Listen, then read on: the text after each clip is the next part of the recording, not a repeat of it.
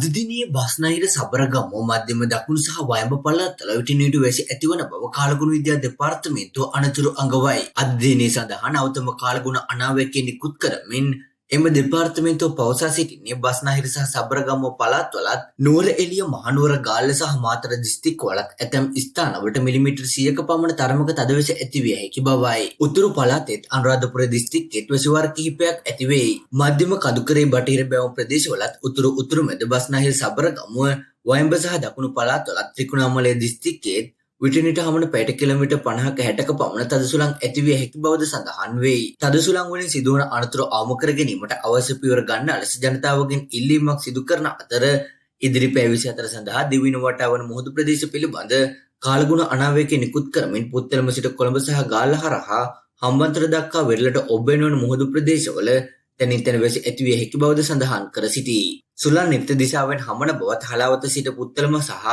මන්නාරම හරහා කංකසන්තුරේ දක්වා සහ ගාල්ල සිට හම්බන්තොට හරහා පොත්විල් දක්වා වෙරළට ඔබ්බෙන වන මුහුදු ප්‍රදේශවල සුළඟේ වේගය පැයට කිලෝමීටර් 35ක 45ක පමණ වන අතර විටින්ට පැයට කිලෝමීටර් 60-70ක් දක්වා ඉහළ යා හැකි බවක් දැනුම් දෙයි. දිවින වටා සෙසු මුහුදු ප්‍රදේශවල සුළඟේ වේගය පැයට කිලෝමීටර් 30ක 40ක පමණ වෙයි. ගිගුරුම් සහිත වැස්ස සමග ඇතිවිය හැකි තාවකාලික තද සුළං වලින් සහ අකුණු මගින් සිදුවන අනතුරු අවම කර ගැනීමට අවශ්‍ය පියවර ගන්නා ලෙස කාලගුණ විද්‍යා දෙපාර්තමේන්තුව මහජනතාවගෙන් ඉල්ලා සිටී.